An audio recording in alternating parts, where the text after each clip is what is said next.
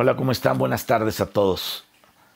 Les mando un saludo desde acá, desde casa, esperando que todos se encuentren bien. Y también quiero que oremos por Bertita, porque la hermana, su mamá, partió con el Señor. Hace unas horas se fue con Dios y bueno, ahorita esta hermana realmente por muchos años asistió con nosotros, desde hace muchísimos años, y hace unas horas se fue con el Señor. Quiero que oremos por ellos. Ahorita voy a orar antes de esto.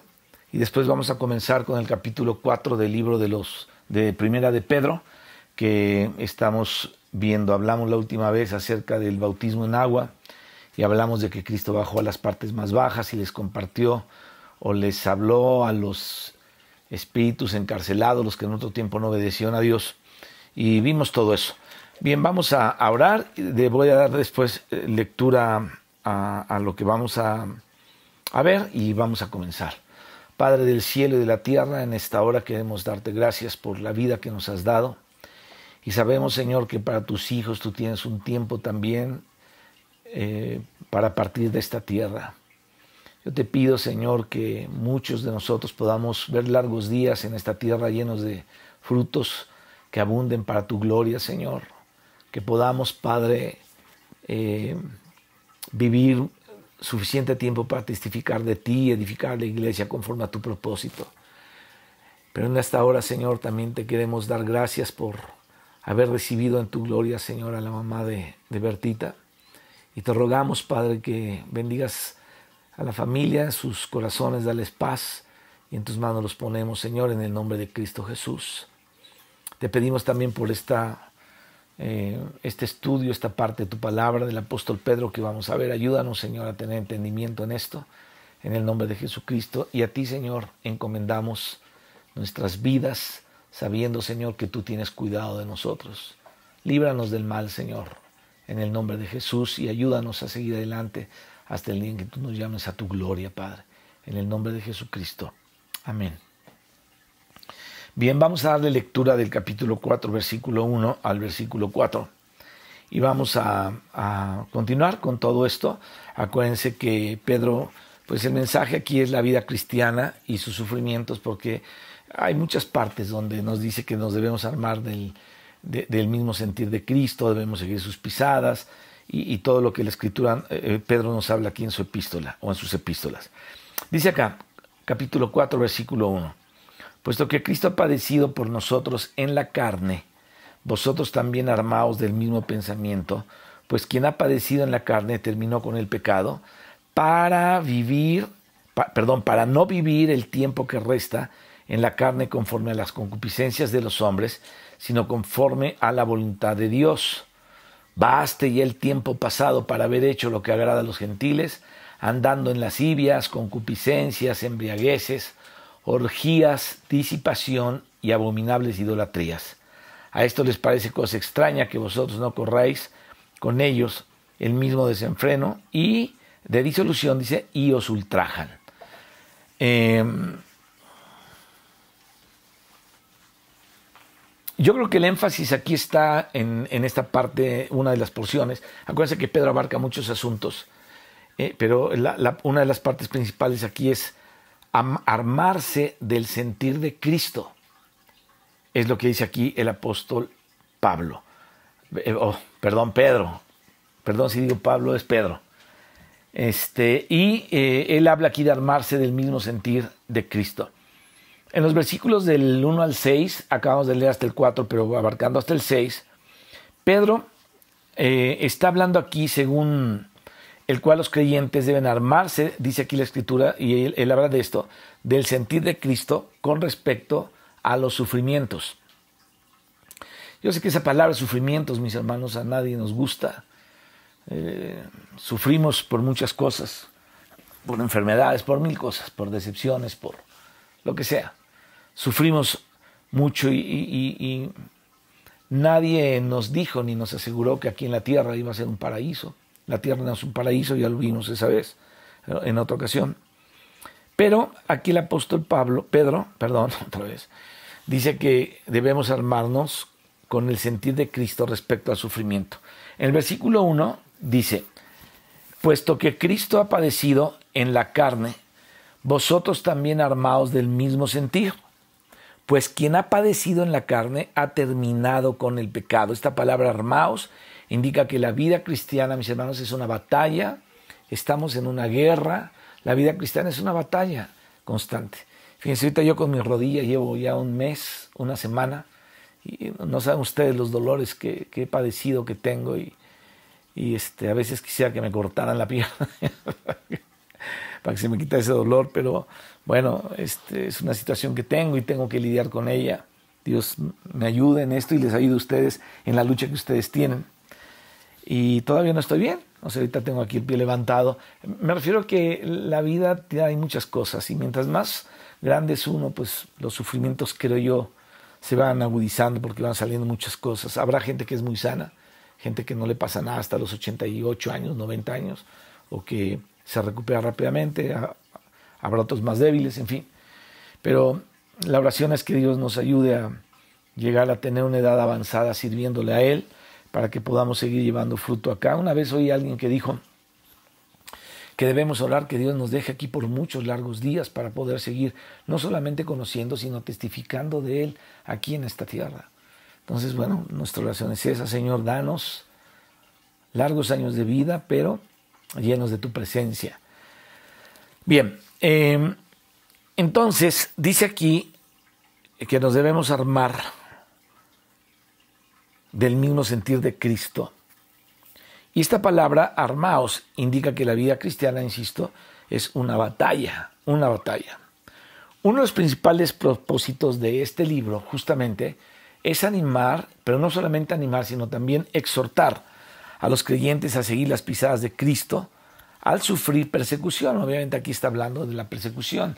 No es lo mismo que tengas una enfermedad en tu cuerpo, que sufres por eso, a que estés sufriendo una persecución de la gente que te va a matar porque estás hablando de las cosas de Dios y que están persiguiendo tu vida por eso. Pero de todas maneras son sufrimientos y de todas maneras pues son en cierto sentido es una persecución de esto que está hablando aquí el apóstol Pedro. Y esto lo habló en el capítulo 1, lo habló en el capítulo 2, lo habló en el capítulo 3 y lo habló en el capítulo 4. Versículos del 12 al 19. Entonces ellos deben tener el mismo sentir que tuvo Cristo en sus sufrimientos. Miren, vamos a leer del capítulo 3, los versículos del 18 al 22. Fíjate cómo dice acá. Dice, porque también Cristo padeció una sola vez por los pecados, el justo por los injustos, para llevarnos a Dios, siendo a la verdad muertos en la carne, pero vivificados en espíritu, en el cual también fui y predicó a los espíritus encarcelados, los que en otro tiempo desobedecieron, etcétera, etcétera, ¿no? Entonces vemos que aquí el Señor habla, o Pedro habla de que debemos tener el mismo sentir que tuvo Cristo en sus sufrimientos. Ahora, la función principal de nuestra mente es la de entender y comprender, puesto que Cristo ha padecido por nosotros en la carne. Dice, también vosotros armaos del mismo pensamiento. Es interesante aquí que nombra nuestra parte del alma que piensa, o sea, nuestra mente, y entonces vemos que la función principal de nuestra mente, al decir que debemos armarnos de estos pensamientos, es entender y comprender que siendo cristianos puede que lleguemos a sufrir persecución. Entonces, si queremos llevar una vida que siga las pisadas de Cristo, necesitamos, como dice Pablo, esto sí lo dijo Pablo en Romanos 12:12, una mente renovada, ¿no? Una mente que entienda, una mente que comprenda la manera en la que Cristo vivió para cumplir el propósito de Dios. Ahora, en nuestra vida diaria, la parte que predomina de nuestro ser es nuestra mente. ¿Por qué? Porque todo lo que hacemos en nuestra vida cotidiana es dirigida por nuestra mente. Y aquí Pablo está diciendo que debemos armarnos de este mismo pensamiento de Cristo. Así es que es nuestra mente, es nuestra voluntad la que dirige nuestras vidas. Todas nuestras actividades están bajo la dirección de nuestra mente Y como la mente, mis hermanos, es la que dirige nuestro vivir, entonces es importante y es preciso que la predicación de la palabra cambie la manera de pensar de una persona. Así es que la mente tiene un papel importante para que nosotros podamos cambiar muchas, no solamente prioridades, sino cambiar nuestra manera de ver las cosas. Así es que, como la mente dirige todo esto en nuestra voluntad, necesitamos eso. Entonces, es en nuestra mente y en nuestra voluntad que nuestras vidas son dirigidas, porque obviamente lo que llevamos a cabo es lo que ya pensamos. Eso es lógico. Un filósofo dijo, pienso, luego existo. Bueno, eso no, nada más con que te veas en un espejo ya ves que existe, no necesitas... No, pero obviamente él se refería a otras cosas, ¿no? De pensar y el pensar te da una existencia.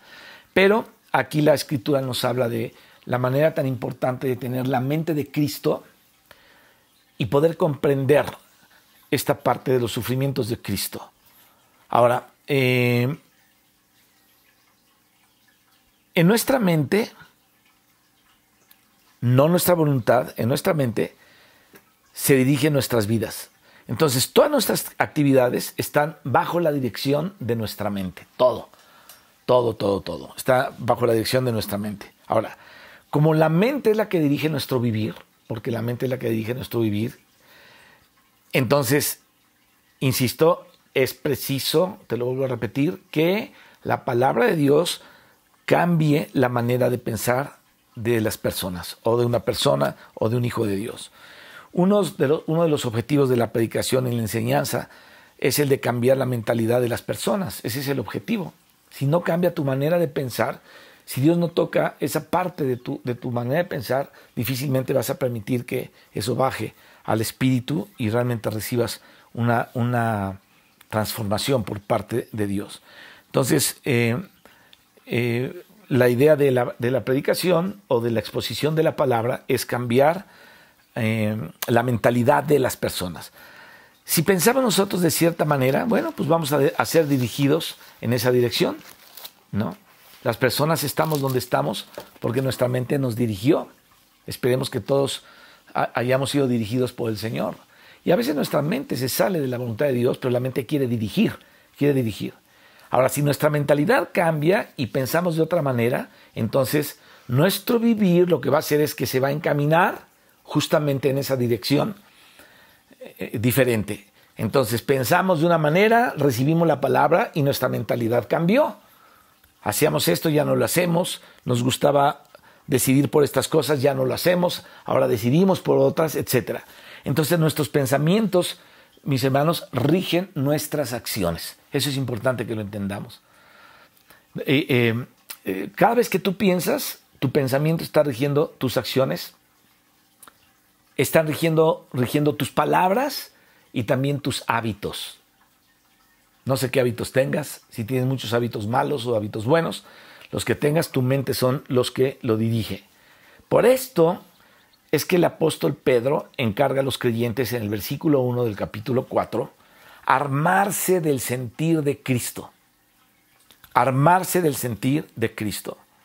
Dice, armaos del sentir de Cristo, ¿no? De este mismo sentir de Cristo. Ahora, ¿qué quiere decir armarse del sentir de Cristo? Bueno, esto equivale a armarnos de los pensamientos, escucha bien esto, y de los conceptos de Cristo.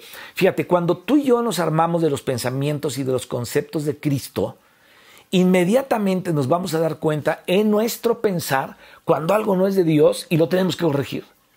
Pero por desgracia, nos vamos a dar cuenta también de lo que hacen las otras personas y de lo que piensan y cómo su pensamiento ya no es conforme a Dios, sino conforme a ellos mismos, en su bondad en la carne, en su manera de ver las cosas, tratando de meter a Dios en eso. Pero tenemos que entender una cosa muy importante, que esto de armarnos de los pensamientos de Cristo implica también armarnos de los conceptos de Cristo. Y todo esto incluye un cambio en nuestra manera de pensar. Muchos cristianos creen que mientras amemos a Dios, mientras hagamos su voluntad, estaremos bajo su bendición y no sufriremos de ningún modo. Este es el pensar de muchos, ¿no? Y se vuelven victoriosos y son muy expresivos en cuanto a su victoria, pero realmente sufren también, ¿no? Algunos han reportado que les dio COVID y otros que les dio no sé qué, y otros les da otra cosa, otros hasta se quitan la vida. Cristianos, te estoy hablando de cristianos y de líderes cristianos.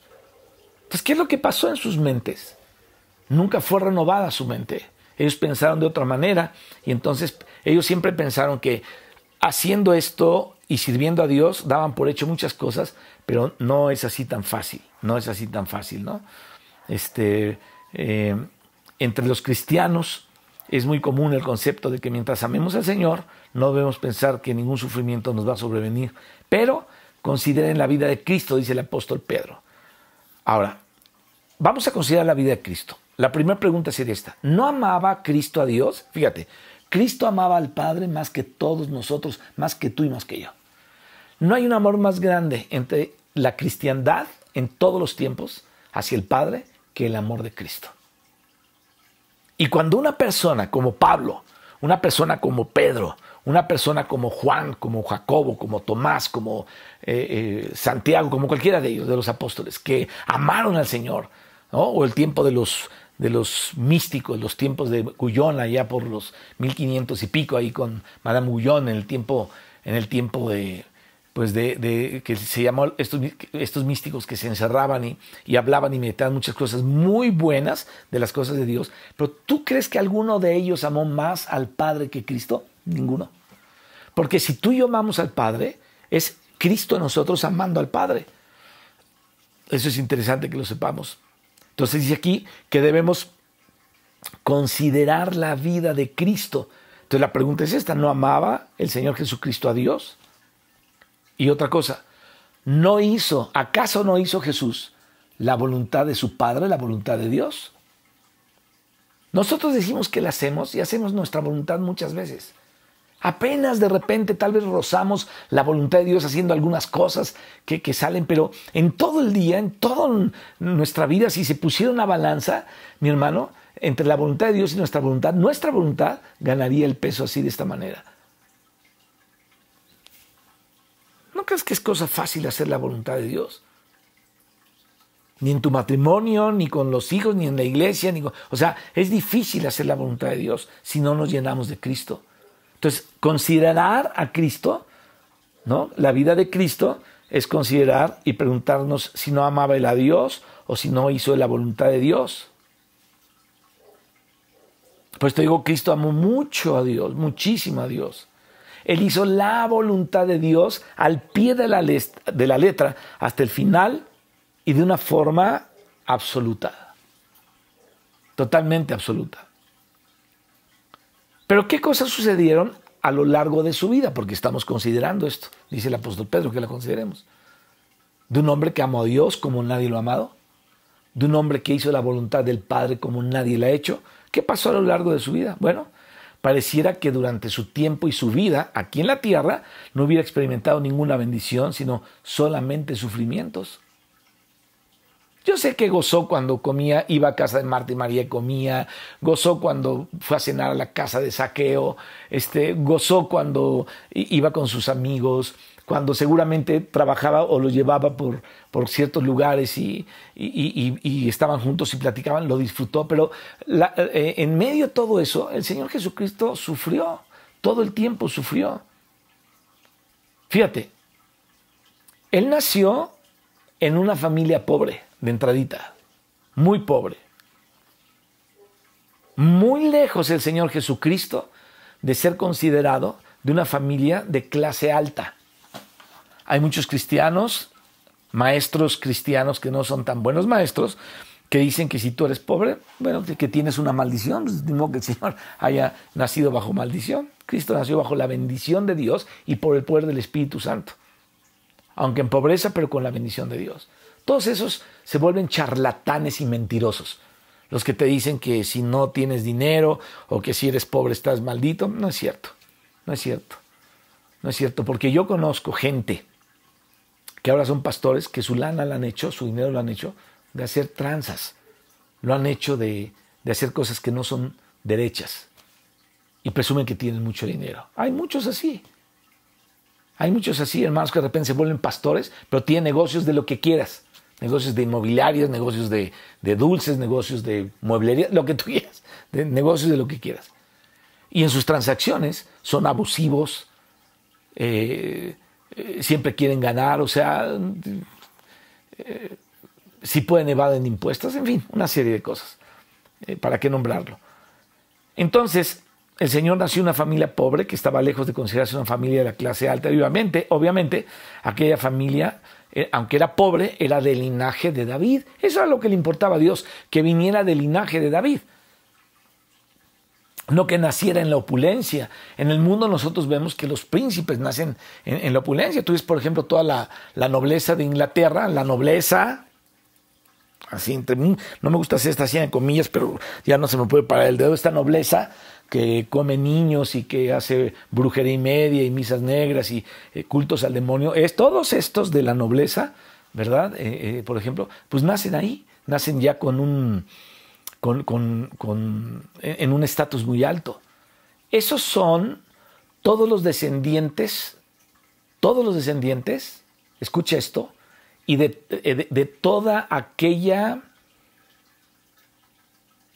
depravación que metieron los ángeles caídos en los tiempos de Enoc. En el capítulo 6 aparecen del libro de Génesis. Todos esos son su descendencia. Puro loco depravado. Hay muchos así. Y todos ellos llegan al poder. Ellos son los hombres de renombre en esta tierra. Sin embargo, la familia del Señor Jesucristo era pobre, pero era la familia del linaje de David y por consecuencia, realmente con respecto a Dios, pertenecían a la familia real. ¡Aleluya! María y José, pobres, pero pertenecían a la familia real, a la familia de Dios, de Jesucristo, del Rey. Entonces, cuando el Señor Jesucristo nació, aquella familia real verdaderamente era muy pobre económicamente, pero además esta familia no vivía en Jerusalén, sino en el pueblo más menospreciado, Nazaret de Galilea. ¿Sabes cómo era Nazaret de Galilea? Era como el Tepito en la Ciudad de México. Imagínate que de ahí naciera el Cristo, hubiera nacido el Cristo, y que dijeran aquí en estos tiempos, ¿de Tepito puede salir algo bueno? ¿Tú qué piensas? ¿Que Tepito puede salir algo bueno? Un día te voy a contar, tengo 3 historias impresionantes de mi propia vida con las cuestiones de Tepito. O sea, la pregunta es, ¿de Tepito puede salir? Bueno, así era Nazaret de Galilea. Así es que Galilea era semejante a uno de los lugares más pobres y más difíciles y no de tan buena reputación en aquellos tiempos en Israel. Por supuesto que no era de esos. Entonces, de alta reputación. El Señor Jesucristo vivió en Nazaret más de 30 años. Él era el Nazareno. El Nazareno, Jesús el Nazareno. Al inicio de su vida, lo pusieron en un pesebre y al final estamos considerando a Jesucristo, a su vida. En su nacimiento lo ponen en un pesebre. ¿Cuántos de ustedes, cuántos de nosotros hemos nacido en un pesebre? Yo nací en un hospital. ¿Tú en dónde naciste? ¿En una coladera, abajo, en un pesebre, junto al ganado? ¿Dónde naciste tú? ¿En el cerro? Pero Jesús nació en un pesebre y al final de su vida lo pusieron en una cruz. Nace en un pesebre y muere en una cruz, torturado. Y dice Pedro, puesto que Cristo padeció por nosotros en la carne, vosotros también armaos del mismo pensamiento, pues quien ha padecido en la carne terminó con el pecado. Qué tremendo, qué tremendo. Entonces, déjame preguntarte, ¿Dónde vemos nosotros la bendición de Dios en la vida del Señor Jesucristo? Él padeció un sufrimiento tras otro, un sufrimiento tras otro. No gozaba de un buen nombre, tampoco tenía un lugar en donde recostar su cabeza. Esta fue la vida que el Señor Jesucristo llevó aquí en la tierra justamente. Yo sé que a muchos no les gusta que hablemos de esto y de que la vida cristiana es necesario que se sufra, pero sí se sufre. Déjame decirte, pues todos lo sabemos porque todos hemos sufrido. Ojalá sufriéramos más por servir al Señor verdaderamente con todo nuestro corazón y sinceramente que por otras cosas, ¿no? Pero por eso dice aquí el apóstol Pedro que nos debemos de armar de este mismo pensamiento justamente en donde el Señor Jesucristo al considerar su vida nos damos cuenta todo lo que sufrió.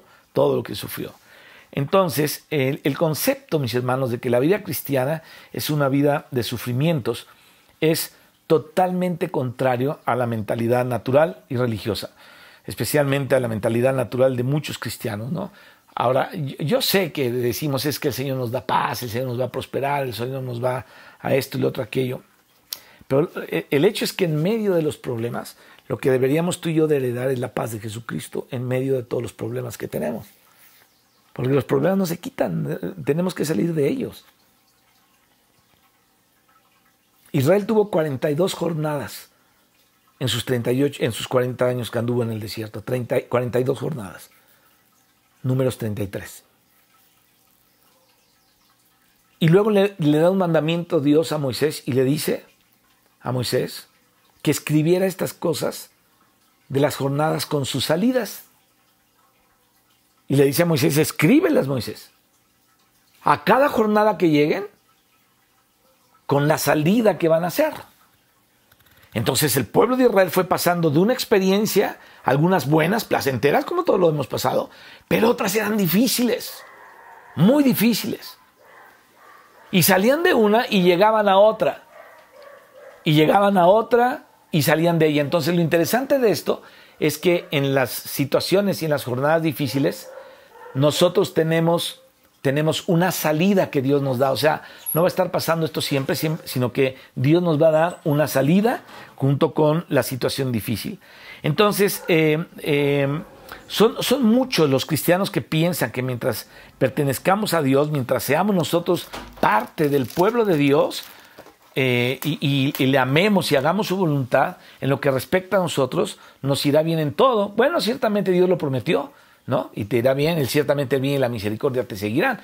Pero mira, lo decimos así y no siempre nos va tan bien, ¿no?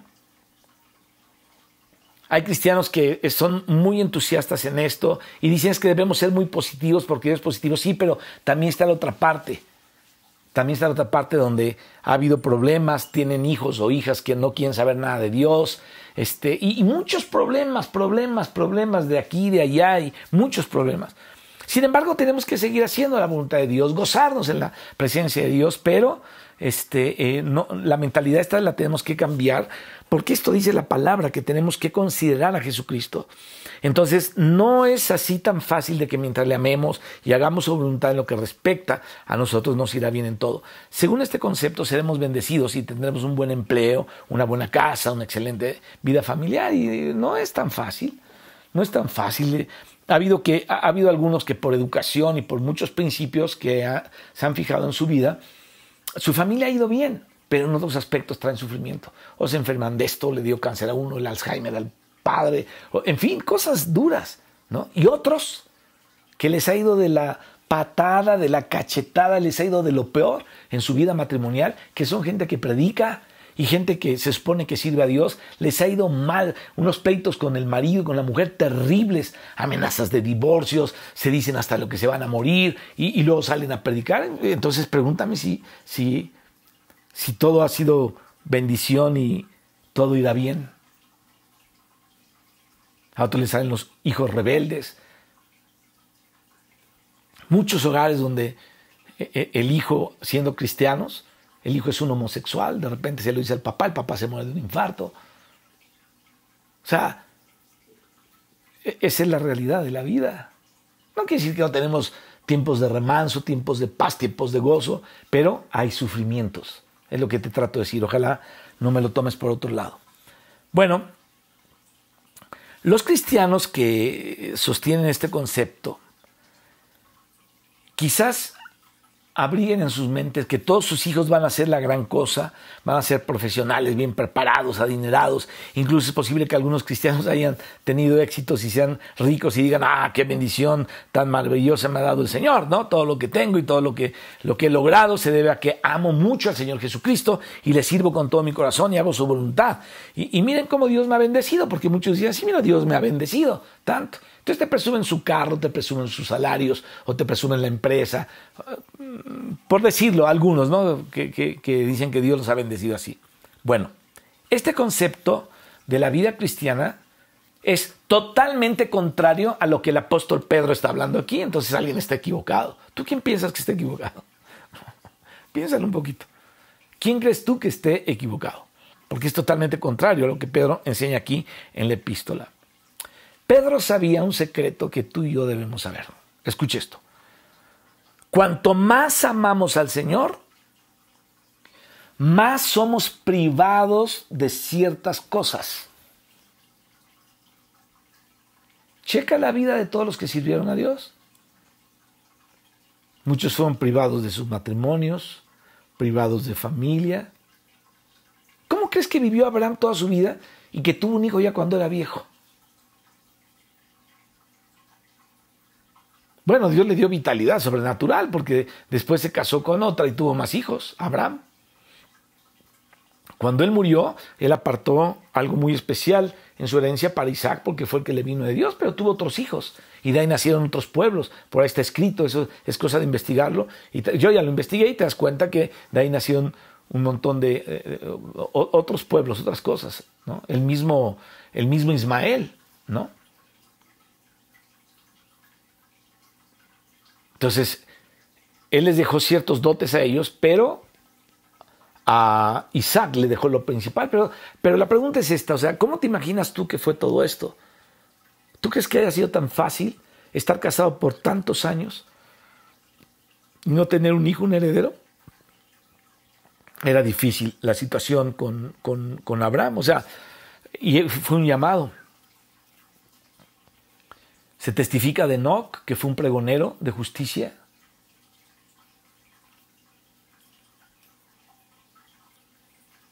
Que veía todas las anomalías de su generación. Y les predicaba fuerte del Señor. ¿Y qué me dices de Noé? ¿Tú crees que es como lo canta Manuel Bonilla, no? Como el barco entre las olas, ¿no? Qué bonito. Se movían las olitas en el arca de Noé. Se movían las olitas. Imagínate nada más lo que pasó Noé. Yo creo que ha de haber estado casi enfermo de todo lo que estaba viviendo. Encerrado con animales por 40 días y 40 noches. Y luego todo lo que vivió después de que salió para emprender una nueva vida y todo lo que pasó con sus hijos. ¿No maldijo a uno? Siendo Noé, que halló gracia ante los ojos de Dios. Luego Abraham, que ya lo nombré al principio.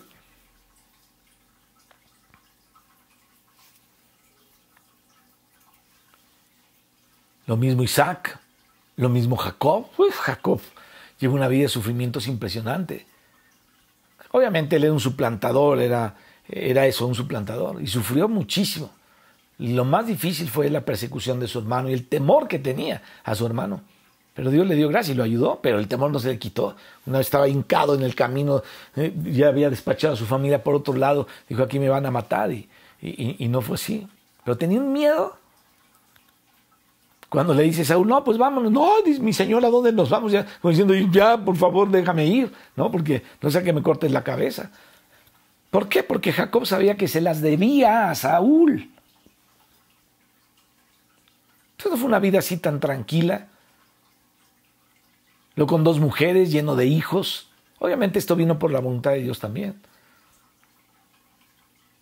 Y a uno de sus preferidos, de los últimos, se lo hacen perdedizo todos los mañosos de los mayores, que lo querían matar. Y así nos podemos ir por todos los profetas mayores, los profetas menores, Primera de Reyes, Segunda de Reyes, la vida del rey David. O sea, el rey David tuvo lo que quiso. Salomón, que le pidió sabiduría a Dios y Dios le añadió muchas cosas, fue un perdido. Y ve Eclesiastés. Cuando él escribe Eclesiastés, bueno, en fin. Entonces, este concepto de la vida cristiana, de que todo te va a ir bien porque sirves a Dios, no es lo que enseña Pedro aquí en la epístola.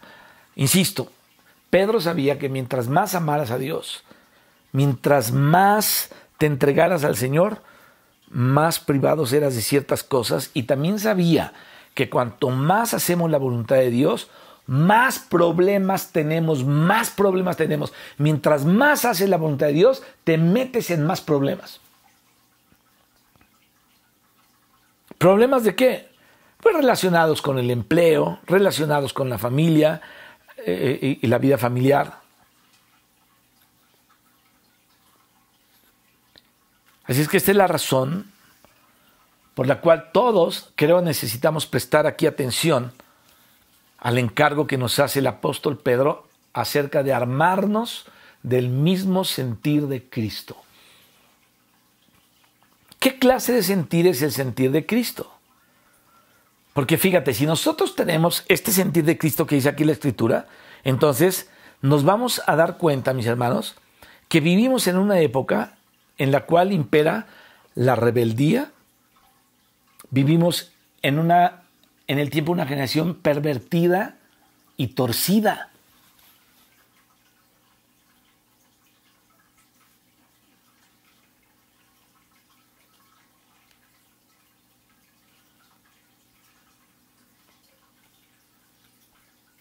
No me gusta decirlo por este medio. Algunas cosas que te sorprenderías, ya lo diremos algún día que no lo subamos por internet. Muchas cosas que tal vez tú no sabes o lo has oído, pero cuando te muestre las evidencias de lo que te voy a decir, te vas a ir para atrás.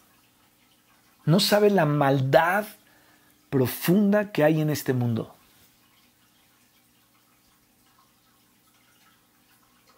Y tenemos que renunciar a muchas cosas. A muchas cosas que vemos y que oímos de toda esta gente que está implicada en los pecados más perversos de la humanidad. Ya lo hablaremos esto en privado, en alguna ocasión. Digo en privado, no hablándolo por este medio. Pero tenemos que verlo. ¿Por qué? Fíjate en esto que te estoy diciendo. ¿Qué clase de sentir sentía Cristo o qué clase de sentir es el sentir de Cristo? Es decir, Él cuando estuvo aquí en la tierra, ¿cuál era su sentir? Cuando veía a los religiosos, cuando veía a la gente abandonada como ovejas que no tienen pastor, cuando veía a los enfermos, cuando veía a los que oprimían al pueblo de Israel y cuando veía al mismo pueblo de Israel no respondiendo al llamado de Dios por siglos. Aunque el amor de Dios para Israel no ha cambiado. Les ha ido del cocol en la disciplina del Señor, pero el amor de Dios para Israel no ha cambiado. Ahora muchos idolatran a Israel. No, Señor, no creo que sea por ahí, aunque el capítulo 9, 10 y 11 de Romanos hable lo que habla, también hay otros que hablan otras cosas. Entonces tenemos que tener un equilibrio. Porque ni siquiera sabemos si los que están ahorita, de qué tribu son, en fin, muchas cosas que hay acá. Entonces, ¿qué clase de sentir era el sentir de Cristo?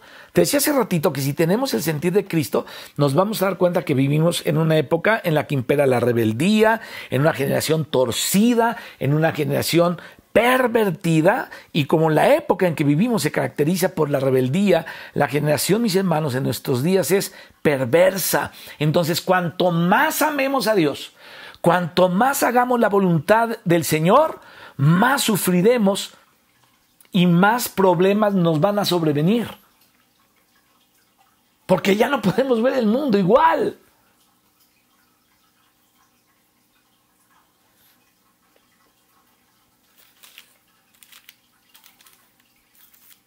podemos ver igual. ¿Y por qué vamos a sufrir? Por rehusarnos seguir la corriente de esta era. Tenemos que ir en contra de esta era.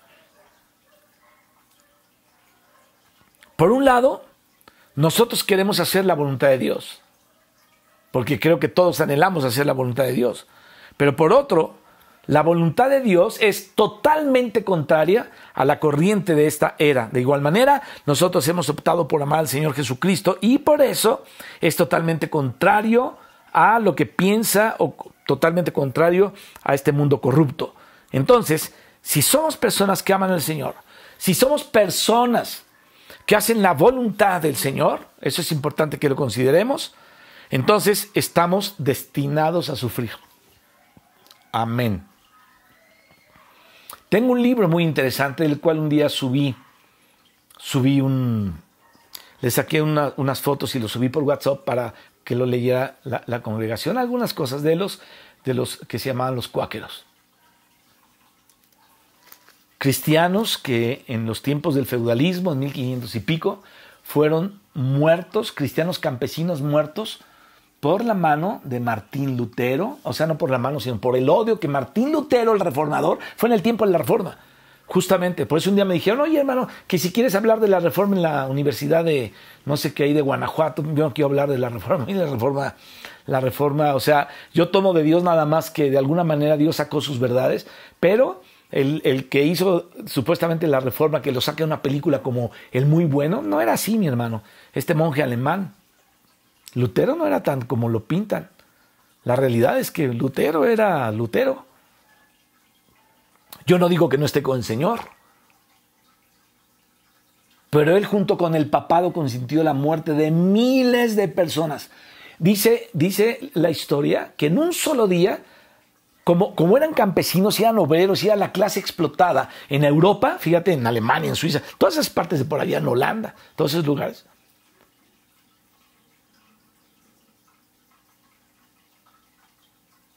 Algo pasó entre ellos, que hay que contar toda la historia, ahorita no lo voy a hacer, que llegaron hicieron una convención los de la alta jerarquía, que eran los del papado, ahí estaba Lutero también, él era un reformador, o estaba en el rol de la reforma, pero ahí estaba él también. Y muchos otros que eran como feudales, como señorones que tenían grandes predios y grandes empresas de aquel entonces, de 1516, 1517 o 1560, 1550 y tantos por ahí, esa época, decidieron matarlos, que era lo mejor, matarlos a los cristianos, que eran a los obreros que eran pobres, y en un día mataron 1000 personas. Es una matanza de 1000 personas de los cuáqueros.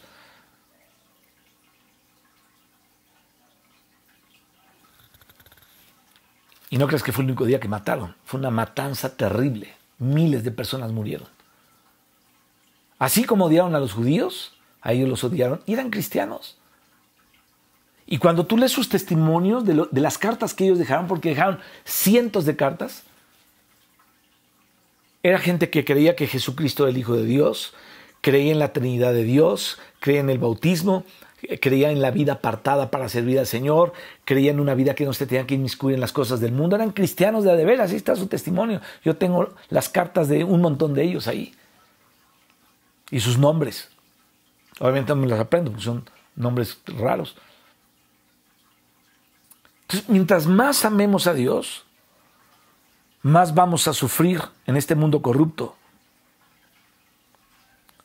Este será nuestro porvenir si tenemos el sentir de Cristo. Eso está tremendo, no sé. Tal vez después de pensar esto, algunos digan, híjole, tengo que considerar si sigo en esto o no. Pero tú eres el que decides, como les dijo el Señor Jesucristo. También ustedes se quieren ir, pero yo no creo que alguno de ustedes se quiera ir porque ustedes conocen al Señor y Dios no nos va a soltar. Pero esta es la verdad, si tenemos que ahondar en esto del sentir de Cristo. Así es que este será nuestro porvenir si tenemos el sentir de Cristo. Entonces, debemos armarnos, debemos equiparnos, según lo que dice aquí el apóstol Pedro, del sentir de Cristo. Bueno, ¿qué significa? Según el versículo 4 versículo 1 del capítulo 4, lo que Pedro quiso decir de armarnos con este sentir de Cristo, ¿no? Armarnos con el sentir de Cristo es un arma. Es interesante. Es un arma. Es una parte de la armadura que necesitamos para pelear la batalla, como dice aquí la Escritura, por el reino de Dios. ¿Te das cuenta? Hay cristianos que los sorprenden en un pecado o que llevan una vida de disolución, pero están en un ministerio, tocan la guitarra o predican o cantan o van a las misiones, lo que sea. Pero realmente están perdidos, o sea, están lejos de hacer la voluntad de Dios. Siempre hay que estarles corrigiendo, cuídate de esto, cuídate de aquello, ya no esto, ya no lo otro. Ya, o sea, como que ellos son, perdón lo que voy a decir, como animalitos que no razonan, que no se dan cuenta de lo que implica un montón de cosas en sus vidas. Y yo digo, Señor, dales entendimiento lo más pronto posible, Padre, porque muchos de ellos se van a perder si siguen así. Si no fuera porque muchos de los hermanos jalamos a otros, un montón estarían perdidos ya en sus pecados, hubieran dejado al Señor incluso. Algunos, no algunos, muchos. Entonces, si nos armamos del sentir de Cristo en cuanto a esto del sufrimiento, por tener el sentir de Cristo, estaremos dispuestos entonces a sobrellevarlo. Este es el sentir del Señor. Entonces yo sobrellevo todo esto. Te lo vuelvo a repetir. Ahora que primero Dios nos permita reunirnos ya, que va a ser muy pronto, pienso hacer una reunión porque ya según esto se pueden reunir no más de 50 y podemos hacer 2 reuniones a la semana, ¿no? En donde vayan 49 y otros 49 o 3 reuniones a la semana. Y yo les quiero compartir algunas cosas de esas. Pero bueno, te repito esto, que si nos armamos de este sentir de Cristo en cuanto a los sufrimientos, estaremos dispuestos a llevarlo. Entonces diremos, gloria al Señor. ¿Por qué? Porque los sufrimientos son parte de mi destino y, Señor, alabo tu nombre y te glorifico, ¿no? Ahora, no se trata de sufrir porque nosotros provocamos el sufrir, que muchas veces sí lo provocamos. Porque tomamos malas decisiones, porque hablamos más de la cuenta, porque nos metemos en lo que nos debemos meter, porque hacemos cosas indebidas, porque pensamos cosas que no debemos pensar y nos creamos problemas. Pero yo no me refiero a esos problemas, que son problemas. Pero yo me refiero realmente al verdadero sentir de Dios en esta tierra y al sentir de Cristo al ver lo indignante y lo satánico que está este mundo, porque ese es el sentir que tenemos que tener. Entonces los sufrimientos son la porción de los hijos de Dios en esta era. Fíjate, vamos a 1 Tesalonicenses 3.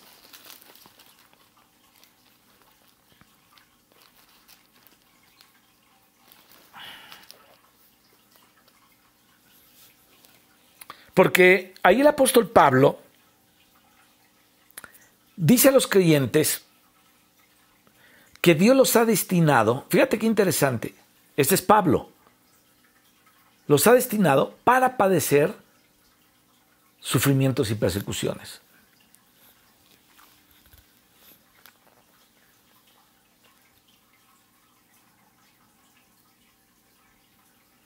Porque también estando con vosotros, os predecíamos que íbamos a padecer tribulaciones, como ha acontecido y sabéis. Por lo cual también yo, no pudiendo soportar más, envié para informar de vuestra fe, no sea que os hubiese tentado el tentador y que nuestro trabajo resulte en vano. Pero cuando Timoteo volvió de vosotros a nosotros y nos dio buenas noticias de vuestra fe y amor, y que siempre nos recordáis con cariño, deseando vernos, como también nosotros a vosotros, por ello, hermanos, en medio de toda nuestra necesidad y aflicción, fíjate, en medio de toda nuestra necesidad y aflicción, fuimos consolados de vosotros por medio de vuestra fe. Porque ahora vivimos si vosotros estáis firmes en el Señor. Fíjate qué importante es que estemos firmes en el Señor. Tiene que ver con la vida de otros y tu vida firme en el Señor con mi vida también. Por lo cual, ¿qué acción de gracias podemos dar a Dios por vosotros, por todo el gozo con que nos gozamos a causa de vosotros delante de nuestro Dios? Orando de noche y de día con gran insistencia, para que veamos vuestro rostro y completemos lo que falte de vuestra fe. Mas el mismo Dios y Padre nuestro, nuestro y nuestro Señor Jesucristo dirija nuestro camino hacia vosotros, y el Señor os haga crecer y abundar en amor, unos para con otros y para con todos, como también lo hacemos nosotros para con vosotros. ¿Para qué? Para que sean afirmados vuestros corazones, irreprensibles en santidad delante de Dios nuestro Padre, en la venida de nuestro Señor Jesucristo. Y a eso se resumía todo. A eso se resumía todo. Ellos estaban esperanzados a la venida de Cristo, no a lo que estaban viviendo aquí en esta tierra. Qué tremendo, ¿no? Qué tremendo. Fíjate, dice, por lo cual, desde el 1, ya no voy a leer todo, solamente 4 versículos más. Por lo cual, estamos en 1 Tesalonicenses 3, por lo cual, no pudiendo soportarlo más, acordamos quedarnos solos en Atenas, y enviamos a Timoteo, nuestro hermano, servidor de Dios y colaborador nuestro en el Evangelio de Cristo, para confirmaros y exhortaros respecto a vuestra fe. Fíjate que hay algo muy interesante, la confianza que tenía Pablo con Timoteo de enviarlo, ¿no? Tú aquí le dices a un hermano, oye hermano, ¿puedes esto? No, yo no puedo, yo quién sabe qué, yo no quiero, y yo creo que ahorita no. Esa falta de disposición a hacer las cosas es del Satanás, pero del mismo diablo. Y hay mucha gente que no está dispuesta a hacer nada, en verdad. Hay pocos, contados, que están dispuestos a colaborar. Y fíjate, Pablo le decía a Timoteo, Timoteo, vas a ir a confirmar en la fe a los hermanos de Tesalónica. ¿Qué crees que decía Timoteo? No puedo, ahorita no tengo chance. Van a venir los parientes de mi esposa y van a venir los tíos y va a venir mi abuela. Y Timoteo iba porque estaban sirviendo para el reino. Dice, enviamos a Timoteo, nuestro hermano, servidor de Dios y colaborador nuestro en el Evangelio de Cristo, para confirmaros y exhortaros respecto a vuestra fe. O sea, Timoteo no llegaba ahí a hacer propaganda de él mismo. Timoteo no llegaba a dar su opinión sobre las cosas. Timoteo llegaba a hablarles de la vida de Dios y a confirmarlos en la fe. Hay gente que le gusta ser protagonista de su propia vida.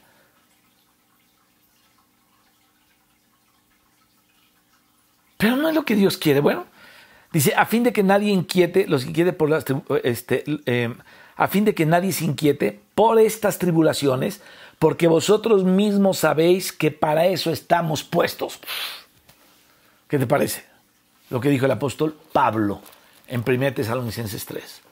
Porque para eso estamos puestos. Uy, que se hubieran encontrado aquí a este señor de Miami, que se hubieran encontrado a este señor acá de Nicaragua, que se hubieran encontrado... ¿Es de Nicaragua?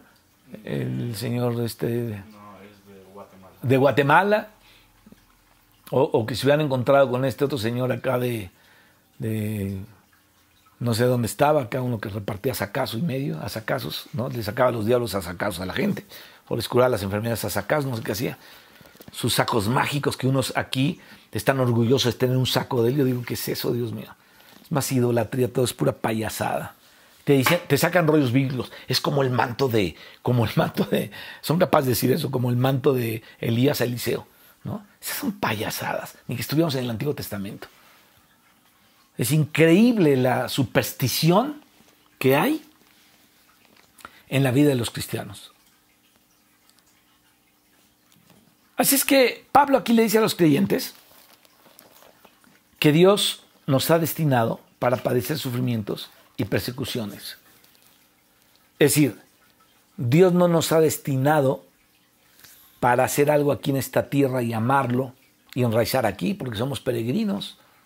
Eso es lo que dice aquí la Escritura. Para tener bendiciones materiales, aunque Dios nos bendice, porque nos falta la comida, ni el vestido, ni donde dormir, lo que sea. Bueno, Dios nos bendice. Más bien, Dios habló de estos sufrimientos por el Evangelio. Así es que, ya que sabemos que Cristo sufrió en la carne, nosotros también debemos armarnos del mismo sentir, y nuestro sentir no debe ser el de orar por bendiciones materiales, como muchas veces lo hacemos. Ahora, no me entiendas mal. También el Señor Jesucristo dice que tenemos que orar por el pan nuestro de cada día. Debemos decir, Señor, gracias porque tú vas a suplir lo de este día En fin, o sea, sí tenemos que dar gracias y orar por eso, pero no es la meta, no es por ahí. O sea, tenemos que orar por eso, pero no es la meta a lo que Dios nos puso. Ah, mira, Dios ya me bendijo con eso. Está bien, qué bueno. Gloria al Padre que nos bendijo con esto. Es como Jesucristo. Imagínate, Jesucristo multiplicó los panes y los peces y les dio de comer a miles de gentes. A miles, con unos panecillos, unos 4 panes y 3 peces, o 3 peces y 5 panes, lo que sea. No me acuerdo exactamente cuántos eran, pero eran algo. Eran 3 o 4 y nada más. Y les dio de comer a más de 10,000 gentes.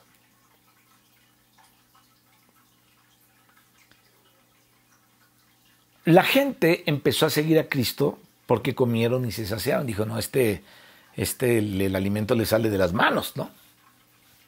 Pero el Señor se los enfrenta y dice, ustedes me siguen porque comieron y se saciaron, es decir, porque les gustó el almuerzo. Entonces ellos se quedaron con ese rollo, ¿no? De que, no, pues aquí comemos gratis, hay comida en abundancia, incluso ya nos las dan a más lista para consumirla.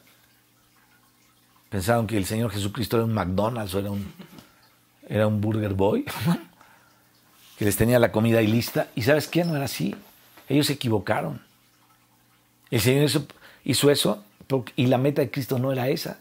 Él no dijo, mira, me salió bien, el Padre me contestó, vénganse mañana todos porque vamos a tener otro menú. El menú va a ser ahora pavo frito con salchichas y frijoles. No era así, o sea, fue algo que pasó circunstancial. El Señor lo hizo ahí para mostrar algo, que Él es el que suple. En fin, hay muchas lecciones ahí, porque el Señor todo lo que hizo es para mostrarnos algunas lecciones espirituales muy profundas. Pero nosotros nos quedamos con cosas a fuerza materiales en donde pensamos que es ahí donde Dios nos tiene que bendecir, y no es así. Entonces Pedro dice que debemos armarnos del mismo propósito que Cristo, ¿no? Porque Cristo sufrió en la carne y ya que lo sabemos, debemos armarnos del mismo sentir. Entonces nuestro sentir, insisto, no debe ser orar tanto por el rollo material, que no está mal que oremos, pero no es nuestra meta principal. Esto sería tener un sentir equivocado si solamente fijamos nuestra mirada en ello. Acuérdate que dice algo muy interesante en la Escritura. Dice, mas buscad primeramente el reino de Dios y su justicia, dice, y lo demás se te va a añadir, se te va a ir dando conforme lo necesites. Qué gloria más grande, ¿no? Pedro dice que los que han padecido en la carne, también aquí en el versículo 1 del capítulo 4, han terminado con el pecado. Fíjate, el placer enciende las concupiscencias de nuestra carne. El versículo 2, déjame ver esto aquí en Tesalonicenses, me quedé, dice, para no vivir el tiempo que resta en la carne conforme a las concupiscencias de los hombres, sino conforme a la voluntad de Dios.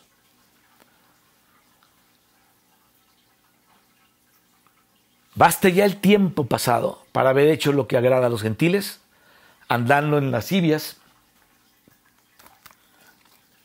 concupiscencias, embriagueces, orgías, disipación y abominables idolatrías. ¿A esto les parece cosa extraña que vosotros no corráis con ellos el mismo desenfreno de disolución y entonces los ultrajan?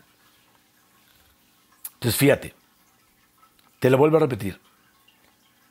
Quien ha padecido en la carne ha terminado con el pecado, porque el placer enciende las concupiscencias de nuestra carne, mientras, versículo 2, mientras que el sufrimiento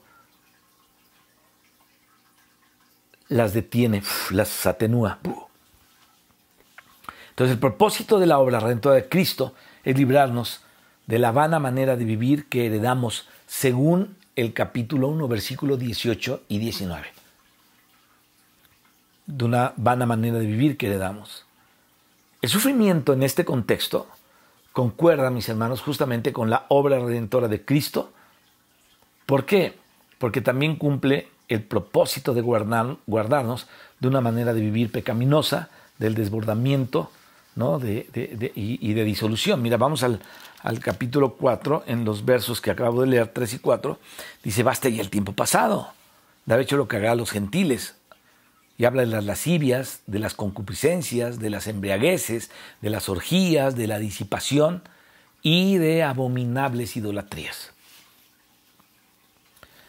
Ahora, este sufrimiento del que estamos hablando, principalmente en forma de persecución, que es lo que Pedro le está diciendo a ellos, pero no es el único sufrimiento, ya te dije que sufrimos, y tú lo sabes, de muchas maneras, ¿no? Entonces, este sufrimiento concuerda con esta obra redentora de Cristo. Ahora, este sufrimiento, principalmente en forma de persecución, representa la disciplina de Dios en su gobierno sobre su iglesia. Es decir, en la administración de Dios gubernamental sobre su pueblo. Es decir, el juicio comienza por nosotros. A ver, cuando el Señor Jesucristo venga, ¿qué dice la Biblia que va a hacer? Vamos a suponer que tú ya tuviste muchas victorias sobre el pecado, sobre la carne. Entonces, el Señor Jesucristo, cuando venga, va a estar lleno de coronas. Esas son las coronas que Él recibe. O sea, a Jesucristo le coronamos no por decir te corono rey, ¿no? O sea, no es así. O sea, le coronamos cuando nos sometemos a su gobierno. El Señor recibe coronas. Y cuando Él llegue, cada uno le va a coronar de acuerdo a la obediencia que tuvo y al sometimiento que tuvo a su voluntad. Entonces te pregunto, ¿cuántas coronas? Un día te voy a hablar de eso. ¿Cuántas coronas irá a recibir el Señor de parte de tu vida por causa de las victorias que Él te dio? Él te da las victorias y nosotros le coronamos a Él de tantas victorias.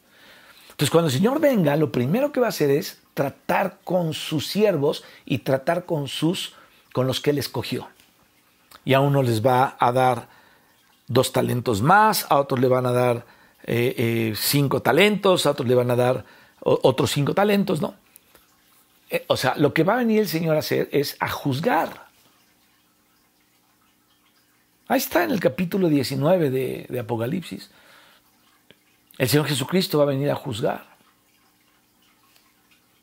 Fíjate cómo dice ahí.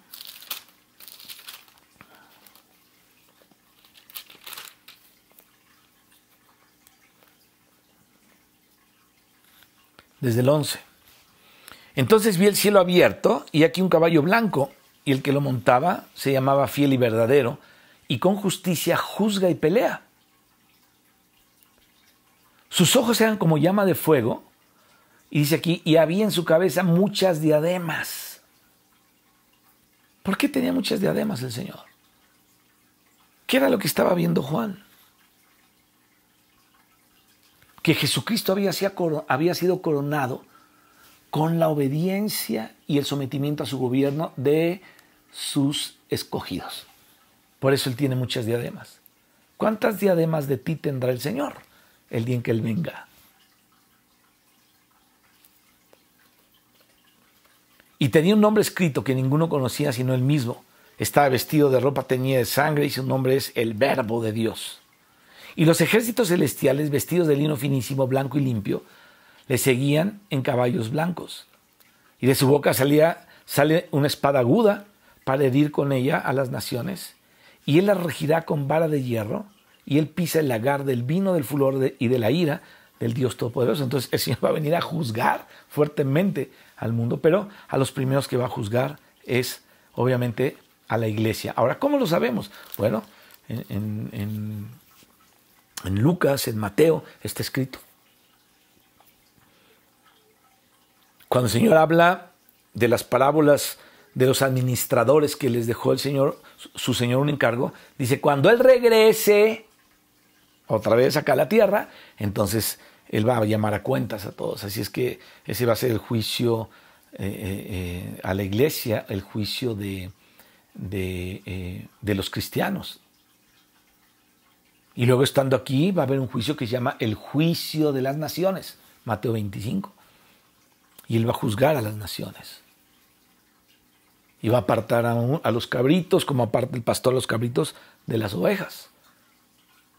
Y a unos los va a reservar para el fuego eterno, a su debido tiempo, y a otros los va a pasar a lo que el Señor preparó desde el principio de la creación para ellos. Y según el libro de Apocalipsis, 3/4 partes de la humanidad van a morir. terceras partes. Y solamente va a quedar una tercera parte. Esas son las naciones que el Señor va a juzgar, y de ahí va a apartar a los cabritos de las ovejas. Y los que sean ovejas, aquellos que le digan, Señor, ¿cuándo te dimos de comer? ¿Y cuándo te vestimos? ¿Y cuándo te visitamos? Y estuviste enfermo, y dice, por cuanto lo hicieron uno de estos, ¿no? Entonces ellos van a ser apartados para eso, y ellas son las naciones que van a ser gobernadas por el pueblo de Dios, tanto judíos como creyentes. Los judíos van a ser los sacerdotes de Dios, como la iglesia ya hecha una, pero unos van a ser sacerdotes y otros van a ser reyes. Eso dice la Escritura. Entonces, el juicio viene primeramente por la iglesia de Dios o para la iglesia de Dios. Eso nos debe quedar muy claro. En toda la administración de Dios, en toda la economía de Dios, en toda la dispensación de Dios, en toda la administración de Dios, que cualquier palabra tiene que ver lo mismo, el sufrimiento, parece ser que, si lo vemos en este contexto, realiza una parte muy positiva a favor de los hijos de Dios. En primer lugar, el sufrimiento restringe nuestras concupiscencias. ¿Te das cuenta? Eso está tremendo. Cuanto más deleite material tengan las personas, más van a satisfacer sus concupiscencias. Más se van a entregar a ellas. Por eso hay mandamientos para los ricos de este mundo, que aprendan a no poner su mirada en las riquezas, porque los van a perder. Se van a volver un ídolo para ellos.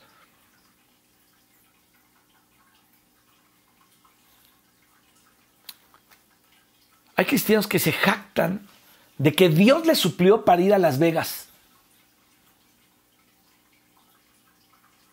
Y pastores, no, digamos, la gente ahí de la iglesia, que agarran su séquito y no, es que fuimos a Las Vegas. ¿Y qué vas a Las Vegas? Fíjate, el mismo mundo le llama a Las Vegas la ciudad de pecado. Es que un hombre que esté sirviendo a Dios, unas personas que estén sirviendo a Dios, vayan a Las Vegas. Si ir a la playa ahí es difícil, por todo lo que ves ahí, imagínate en Las Vegas. ¿Qué vas a hacer a Las Vegas?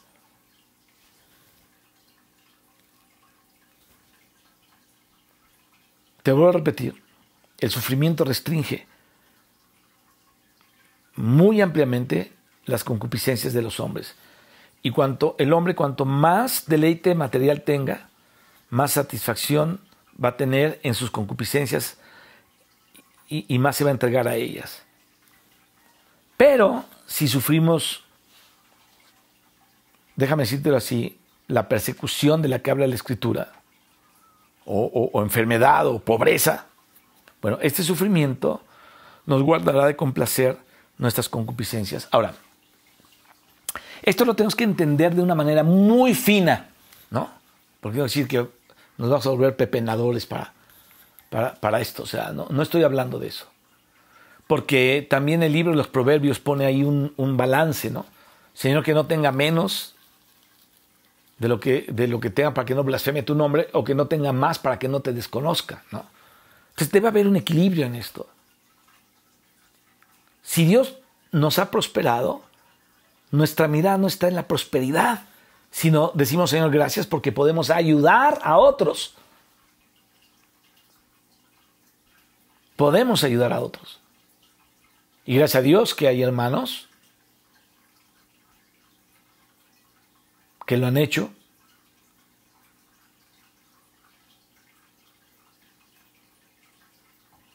No me gusta hablar de mí, pero yo también me incluyo ahí. Hemos podido ayudar a otros, a unos por años. Por años. Entonces necesitamos ver el equilibrio que hay en esto.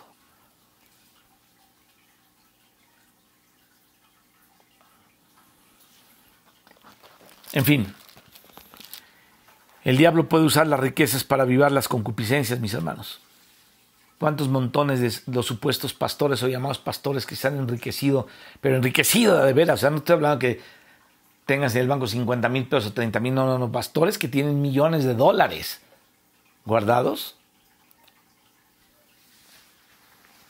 han avivado sus concupiscencias.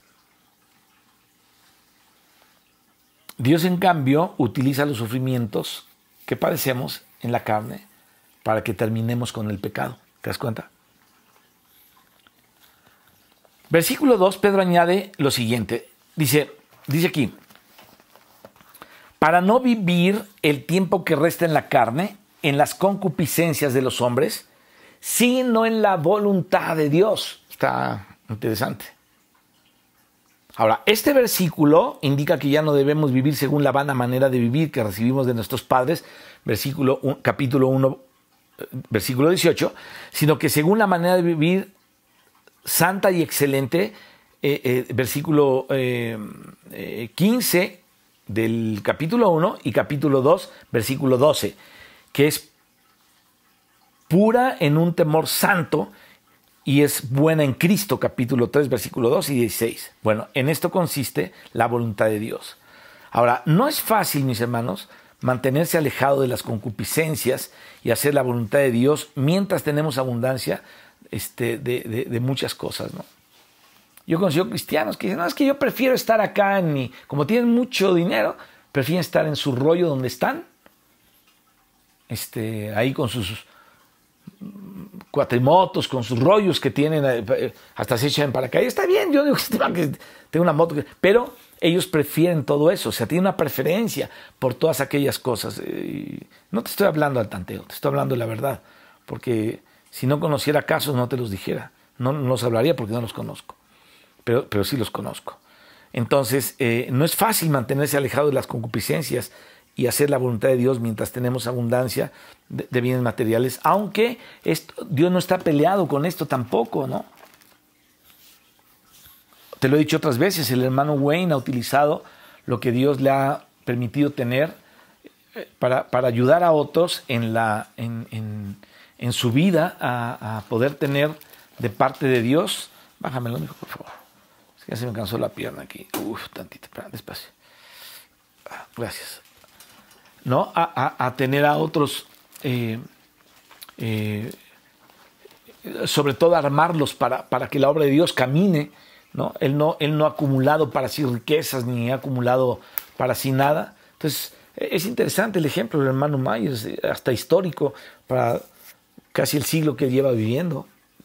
Cumple 97 años o 98, no sé, por ahí, en este agosto, ya faltan 2 meses para que él cumpla, esté más cerca de los 100 años. Fíjate lo que ha vivido, ya un montón de hermanos se fueron y él está ahí, gracias a Dios, todavía está ahí, ¿no? Y no creas que no ha sufrido, le ha sufrido mucho, también ha sufrido por las almas, ha sufrido yo lo he visto, por el pueblo de Dios, ha sufrido los fraudes que le han hecho, abusando de su confianza, muchos. Él ha sufrido muchísimo con todo eso. Obviamente ya no los vuelve a ayudar, pero de entrada dice que terrible. En fin, una serie de cosas. Pero él es un hombre del que podemos aprender, como lo escribió en su libro, a dar de todo lo que tenemos. Ahora,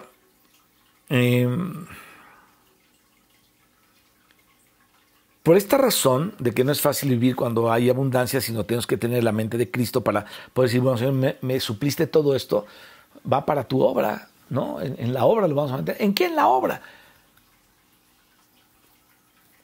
En lo que sea necesario en la obra.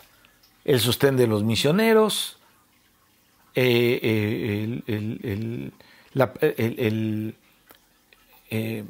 ayudar a la difusión del Evangelio de Cristo, a lo mejor comprando cajas de Biblias y repartiéndolas, no sé, se pueden hacer muchas cosas. Entonces, por eso Dios nos asigna cierta porción de sufrimiento y estos sufrimientos ponen al límite a nuestras concupiscencias y nos guardan en la voluntad de Dios. Y en este sentido, mis hermanos, todos deberíamos adorar a Dios por esa parte que nos tocó vivir, sea cual sea la que estamos ahí viviendo, ¿no? Gracias a Dios por lo que Él asignó para nuestras vidas. Y no estoy diciendo que le des gracias a Dios por un cáncer o por un efisema pulmonar o por el COVID, ¿no?, que se te pegó. No estoy diciendo eso, sino el tiempo que tú estés sufriendo, en ese momento adores a Dios, porque de todas maneras estás sufriendo. Entonces Dios es digno de adoración. Y Dios ya te sacará en su tiempo, aprendida la lección, te sacará para que camines de otra manera. Gracias a Dios por esto. En el versículo 3, el apóstol Pedro dice, basta ya, ¿no? Dice acá. Dice, basta ya el tiempo pasado. Entonces, déjame hablarte pintarte aquí una escena de la vana manera de vivir. Dice, basta ya el tiempo pasado para haber hecho los deseos de los gentiles, habiendo andando en lascivias, concupiscencias, embriagueces, juergas u orgías, disipaciones ilícitas, idolatrías. Fíjate, aquí la palabra literal griega, traducida deseos, es propósito, voluntad, o sea, intención o inclinación a hacer algo. Ay, el hermano adulteró con la hermana fulana porque se le zafó. No, no se le zafó. Tenía la intención, la fue fabricando. La fue haciendo. Imagínate que vives con tu esposa por 50 años de matrimonio y de repente la mujer se va y el hombre se enamora de otra a los 15 días, dice que es el amor de su vida. Entonces, ¿y esto dónde lo sacó? Quiere decir que ya lo estaba maquinando desde antes de tiempo, ¿no? Hay ejemplos de esto entre cristianos. Gente que no sabe frenar su concupiscencia, su deseo, su inclinación, ¿no? Su voluntad o su intención. Por ende, son deseos. Entonces, todos los asuntos que el apóstol Pedro está nombrando aquí en esta parte de la Escritura están relacionados con la vana manera de vivir. Mira, vamos al capítulo 1, versículo 18. Dice aquí, fíjate, qué interesante. Sabiendo que fuisteis rescatados de vuestra vana manera de vivir. Basta ya el tiempo pasado para haber hecho lo que agrada a los gentiles, andando en lascivias. Esta es la vana manera de vivir a la que se refiere Pedro. Si dije Pablo, es Pedro. Entonces, cada una de las expresiones negativas que está hablando aquí en este versículo el apóstol Pedro, hablan del cumplimiento de los deseos en distintos aspectos. Es decir, fíjate, basta ya el tiempo pasado para haber hecho lo que agrada a los gentiles. ¿Alguien desea andar en lascivias? ¿Otro desea andar en concupiscencias, en sus concupiscencias? ¿Otro desea embriagarse? ¿Le gusta embriagarse? Ahí están los corintios de ejemplo. Otros practican orgías. Imagínate. Disipación y abominables idolatrías. Yo estaba viendo la historia del pueblo de Israel. Estaba viendo la historia del pueblo hebreo. Y fue un pueblo que anduvo en esto. Dios le decía, guárdate de juntarte con las hijas de tal pueblo. Y era lo primero que hacían.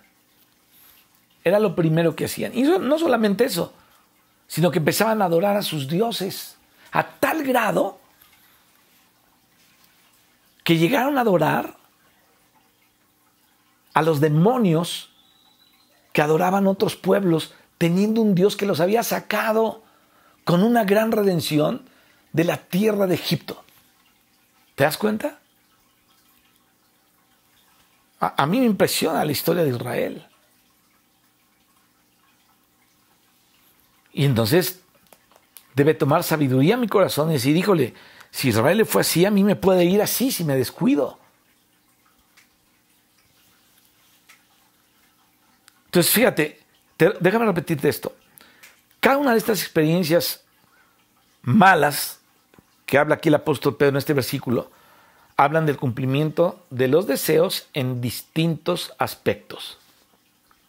Es decir, las lascivias denotan el cumplimiento de los deseos sexuales. Se me ocurre hacer esto, lo hago. Se me ocurre hacer aquello, lo hago. Si tengo ganas de esto, lo hago. Sin ningún freno. Y las concupiscencias se refieren al cumplimiento de las diferentes clases de placeres. Porque hay muchos otros placeres. Por ejemplo, hay gente que tiene placer en los chismes. Le agrada oír lo que pasa en otros lados, en otras vidas. Y en eso toma placer. Otros tienen placer en alguna cuestión de negocios, que abandonan la familia, abandonan su tiempo con Dios, porque su placer es el negocio, y el negocio, el negocio, el negocio, el negocio, etc. Luego las personas tienen diversos tipos de pasiones. Por ejemplo, la gente mundana tiene a veces un deseo exagerado por algo en esta tierra. No solamente es de este deseo, sino que no solamente lo tienen el deseo, sino que satisfacen ese deseo. Esas son las concupiscencias. Y yo creo, hermanos, que todos en alguna manera hemos tocado alguna de estas partes. Y esta palabra embriagueces, obviamente, significa satisfacer el deseo de beber vino, ¿no? Yo he visto cristianos acabarse las botellas de vino. Y se lo disfrutan mucho, ¿no? Y luego hacen gala de eso. Es que se acabó 3 botellas de vino. Entonces, aquí se refiere a beber vino en exceso.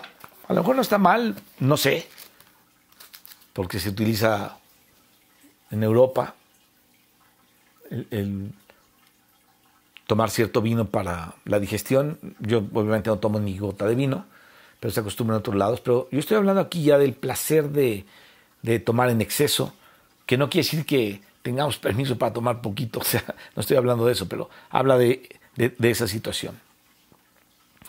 Y esta palabra orgías o juergas alude a comer y beber con malas compañías, incluyendo el hecho de gritar, armar algarabías, sin límite y sin restricción alguna, ¿no? Esto es lo que hizo el pueblo de Israel cuando Moisés se fue a recibir las tablas de la ley, y regresó, y el pueblo estaba en estas juergas. Estaba en una orgía.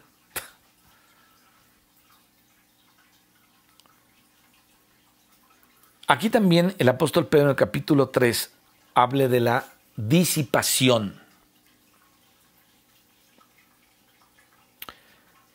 ¿Cuándo se cae en la disipación? Cuando compiten unos con otros en la bebida. Cuando disipan su vida en algún vicio, ¿no? Lo que sea. Entonces, las palabras que usa aquí Pedro en el versículo 3 describen lo corrupto, mis hermanos, que era la sociedad en la época del Imperio Romano. Tú sabes que el Imperio Romano, ahí en Pompeya, no, Dios les mandó un juicio con un volcán que los enterró a todos. Ahí hacían orgías, se bañaban hombres con hombres, y era un porquerillero, comían hasta vomitar, si volvían a comer y se volvían a vomitar. O sea, eran porquerías y medias los que hacían. Todos los que están en los poderes, todos los que tienen el mundo en sus manos, son una bola de depravados, ¿no? Y obviamente esa depravación baja, ¿no? Del liderazgo del mundo, baja para toda la gente.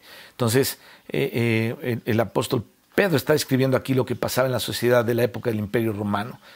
El Imperio Romano, mis hermanos, no fue derrotado únicamente por los ejércitos extranjeros, no solamente fue derrotado por otros que eran más fuertes o más inteligentes, porque el Imperio Romano realmente fue un imperio que conquistó hasta donde se cansó, ¿no? Hizo muchas cosas. Ya andaban en África, ellos. O sea, imagínate. Toda Europa, África, Asia. Impresionante lo que los romanos hicieron, ¿no? Pero no solamente fue derrotado por los ejércitos extranjeros, sino la derrota vino por su corrupción interna que tenían. Eran unos depravados. Eso es lo que mata, lo que los desgració, lo que se los acabó. No, Juan el Bautista le dice a uno, no es lícito andar con la mujer de tu hermano, con Herodías, ¿no? Le decía ahí. Entonces el Imperio Romano fue derrotado por esa situación de su vida mala internamente hablando. Ahora, la historia romana está ahí, a lo mejor tú la estudiaste en la preparatoria, en la secundaria, no sé, o la estudiaste más adelante en la universidad, pero en la historia del gobierno romano sabemos que es como un ejemplo de la situación actual de muchos países. Y decimos, bueno, esto pasó en Roma, pero esto está pasando en tal lugar y en tal lugar, ¿no? Pasa en México. Las cosas que se oyen aquí de México y que se dieron déjame decirlo así, del expresidente Calderón, del expresidente Fox, del señor Peña Nieto, que no sabía ni de qué se murió su esposa, o no lo sabe hasta la fecha, nadie le dijo, no sé si vivía con ellos, no me interesa, ¿no? Pero como salió en las noticias, es ridículo todo eso. Y en los tiempos de este otro señor, de el Chaparrito, del PAN, se hablaba del tráfico de niños de una manera discriminada. Y que junto con los del clero, escucha esto,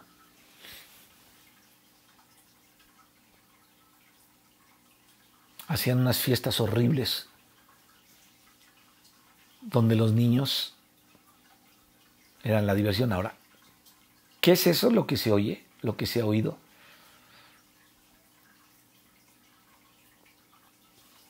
¿Qué es lo que hacen los que tienen el poder? Pues estas cosas, son los depravados, depravan al país.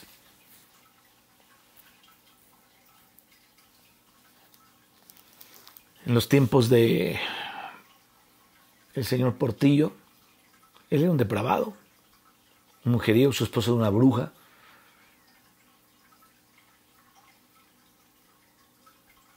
No sé si era su esposa, pero la oficial, por decirlo así, que se metía con sus guaruras. O sea, ¿te das cuenta? Hay una depravación impresionante ahí arriba en los que están, los que tienen el poder. Y todo eso baja al pueblo. Eso es lo que acaba con las naciones. La depravación. Chécate a los gringos, a los vecinos de acá del norte. Chécate a los... Una vez una persona me platicó todo lo que hacían los políticos en la Argentina. ¿Cómo ves? Y en Chile. Y es lo mismo que hacen ahora. Siguen en lo mismo. Y se han asociado en cadenas interminables de un montón de porquerías, tal como hacía el Imperio Romano. Entonces, hay países que son poderosos militarmente, pero con mucha corrupción interna. Mucha corrupción interna.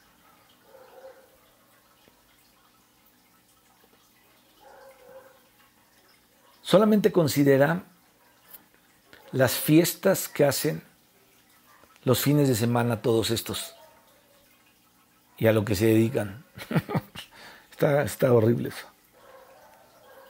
Bueno, Dios dispuso que el primer día de la semana fuera un día libre en el que pudiéramos adorarle y aprender de las cosas de Dios, pero la gente mundana usa ese día para entregarse a la lascivia, a las concupiscencias, a las embriagueces, a las juergas u orgías y a la disipación. Bueno, todo esto, mis hermanos, describe la manera en que viven los que no conocen a Dios. En el versículo 3, Pedro dice que ya es suficiente el tiempo pasado para haber hecho los deseos de los gentiles. Es decir, los que no conocen a Dios. Entonces ya no debemos vivir de esa manera. Luego habla de las idolatrías también, ¿no? Vivimos en un país, vivimos en una era de mucho modernismo, obviamente, pero hay muchas idolatrías, independientemente de la ciencia que ha aumentado y de todo lo que ha avanzado el conocimiento del hombre, pensar que en este tiempo la gente no es supersticiosa por el avance tecnológico o que la gente no es supersticiosa porque estamos ya muy avanzados, obviamente es una mentira. La gente puede decir que no tiene ídolos, pero es un hecho que todo el que se entrega a sus concupiscencias tiene un ídolo. Hay gente que no puede soltar ciertas cosas y es como su ídolo, ahí no. Así es que nos damos cuenta que aquí el apóstol Pedro está abarcando toda esta situación.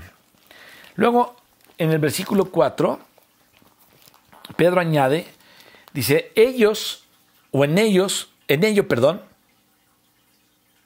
les parece cosa extraña que ustedes no corran con ellos el mismo desbordamiento de disolución, dice, y os calumnian. Esta palabra extraña en el griego significa ser un huésped o invitado, ser extraño o forastero, hospedar o alojar o considerar que algo es extraño. Entonces, vivir en la carne, vivir en las concupiscencias de los hombres, versículo 2, es algo común entre los gentiles incrédulos, quienes corren en un desbordamiento de disolución. Entonces la gente cuando tú le dices, no, yo no tomo, gracias, ¿no tomas? No, si tú no tomas. Se extrañan. O empiezan a contar chistes groseros y tú no participas de eso y se ponen todos nerviosos. Se extrañan porque tú no corres con ellos la misma carrera de disolución. Es lo que dice aquí la Escritura, justamente en esto. Entonces, vivir una vida santa, al contrario de todo esto, vivir una vida en la voluntad de Dios, no correr con ellos en sus entregas a las concupiscencias, es algo que resulta para ellos sumamente extraño, sumamente extraño. Tal cosa es ajena para ellos y les sorprende y les causa asombro. Si a los cristianos les causa asombro cuando otros cristianos están más metidos que ellos, dicen, ay, pero es que son muy fanáticos, dicen, no, a mí me da risa todo eso. Como aquí vinieron unos de México, unos de los ricachones de México, a meterse a un mes al evento que tenemos del Nazareato, que teníamos antes del Nazareato, y que salieron criticando, y vino su líder, vino la mujer, porque ni siquiera el hombre vino la mujer, ahora el hombre ya no está aquí, ya se fue de este mundo, pero vino la mujer y dijo que eso era cosa del diablo, que ellos no estaban enseñados en esas doctrinas, sus doctrinas eran otras. Oye, estamos enseñando las cosas de Dios, y que sus doctrinas eran otras, seguramente que sí, seguramente que sí eran otras, porque lo que enseñaban por allá eran otros rollos. Yo sé que de repente tocan cosas de la palabra, pero siempre la cosa era sobre lo económico. Hay cosas muy, muy, muy tremendas. Entonces, fíjate, si a los cristianos les causa asombro que otros estén más entregados que ellos, dicen, ay, ¿cómo? Imagínate a los gentiles que no corres con ellos las mismas carreras de disolución. Esta frase, correr con ellos, literalmente significa precipitarse en una multitud semejante a una banda de juerguistas, como locos estar en todo eso, ¿no? O sea, como que se precipitan a hacer muchas cosas. Esto corresponde a vivir en la carne, en las concupiscencias de los hombres, a fin de llevar a cabo el deseo, dice aquí Pedro, de los gentiles, según su vana manera de vivir, dice el versículo 3.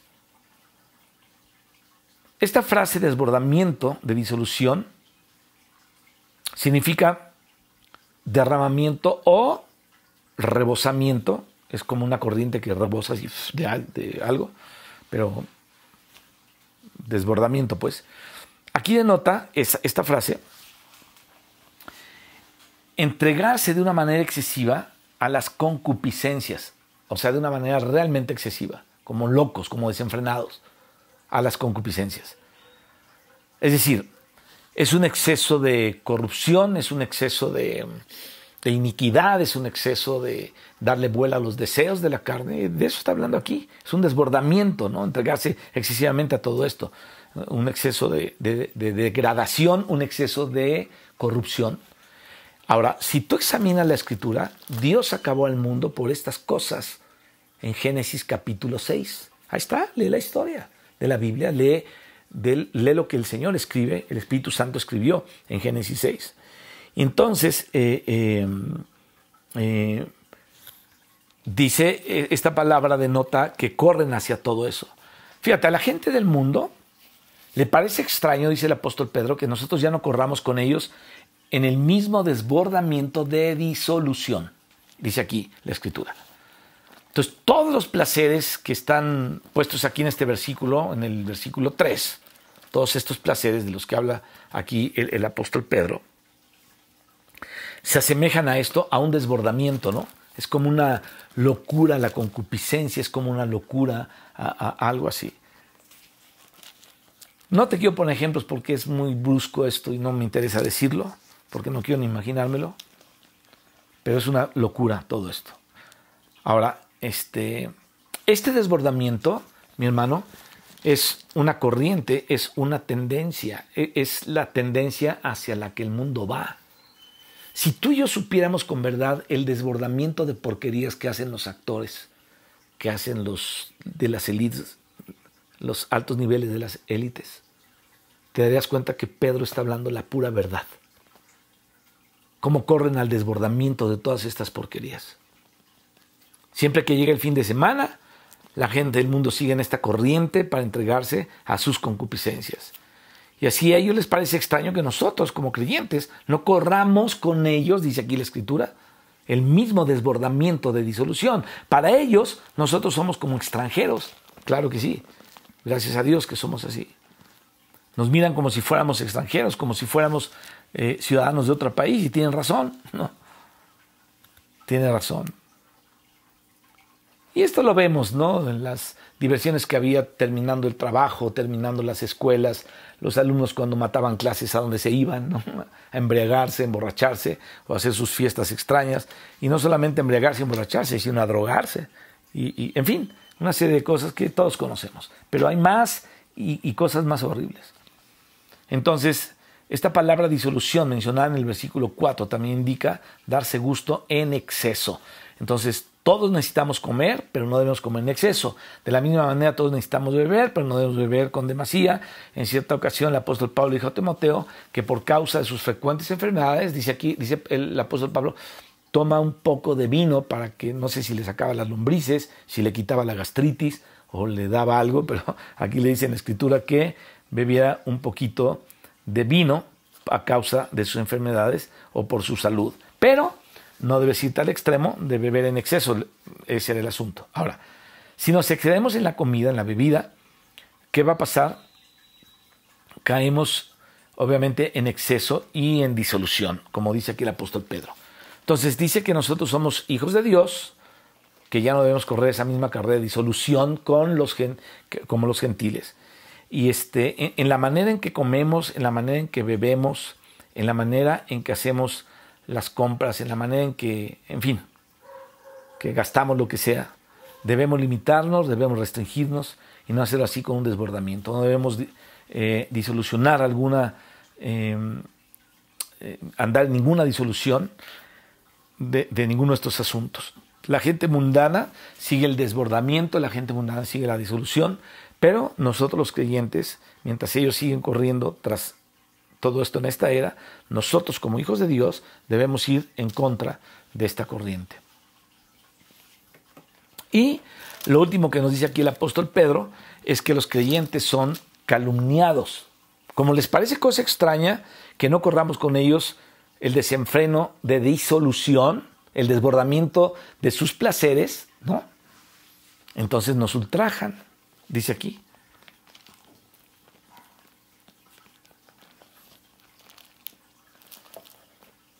Dice, y os ultrajan.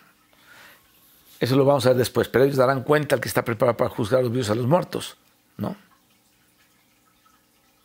Porque para esto también ha sido predicado el Evangelio a los muertos, para que sean juzgados en la carne, según los hombres, pero vivan en espíritu, según Dios. Es decir, tenemos que entregar nuestro corazón a Dios. Bien, estas cosas que menciona el apóstol Pedro aquí en el versículo 4 no eran dirigidas a Dios, sino a nosotros los creyentes. Muchos de nosotros hemos sido tal vez calumniados por los incrédulos en la escuela, en el trabajo, en el lugar donde vivimos, ¿no? Incluso hay algunos que han sido calumniados por sus propios parientes. Yo me acuerdo, ¿no? Les parecía cosa extraña, aunque gracias a Dios después ya se convirtieron. Bueno, los que siguen la corriente de esta era, a menudo, mis hermanos, lo que dice aquí el apóstol Pedro, es que calumnian a los creyentes. ¿Te das cuenta? Con esto vemos todos los temas tan vastos que toca el apóstol Pedro casi en cada uno de sus escritos, de sus versículos. Y nos está sirviendo, creo yo, para entender otra vez o darle un repaso a lo que ya sabíamos, pero con un entendimiento ya, a lo mejor ya con más tiempo en el Señor y con un entendimiento que tiene su fundamento en la Biblia. Así es que, hermanos, guardemos nuestra vida de todo esto, de los males, y corramos con el Señor Jesucristo con paciencia la carrera que tenemos por delante, armándonos del mismo sentir y del parecer de Cristo conforme a los sufrimientos. Eso que hablamos del parecer, quiero que lo repases, lo medites, lo asimiles bien, el sentir que tenía Cristo en su tiempo y el sentir que debemos tener nosotros en el tiempo en que estamos viviendo. Amén. Vamos a darle gracias a Dios. Padre, te damos gracias por este tiempo. Te damos gracias por estos primeros 4 versículos, Señor, del capítulo 4 de la epístola de Pedro. Oramos, Padre, para que tu presencia nos ayude, Señor, a tener entendimiento de poder tener la mente de Cristo y armarnos del mismo pensamiento, Señor, y del mismo concepto que tenía Jesucristo. Ya vimos cómo nació en un pesebre, cómo sufrió, no tenía donde recostar su cabeza, 1000 cosas, y terminó en una cruz, Señor. Jesús dijo algo muy fuerte, muy relevante a este tema. Él dijo, si esto hicieron con el árbol, que no harán con las ramas. Te pedimos, Padre, que tu Espíritu Santo nos llene de su presencia, para que en este tiempo, Señor, si se va a presentar algún tipo de sufrimiento, seamos llenos de tu Espíritu, Señor, para poder pasar la prueba coronándote a ti, Señor, como dice Apocalipsis 19, poniéndote una diadema, Señor, a ti por nuestra obediencia. Bendito sea tu nombre, a ti sea la gloria y la alabanza por los siglos de los siglos, Señor. Amén. Dios les bendiga y nos vemos en la próxima.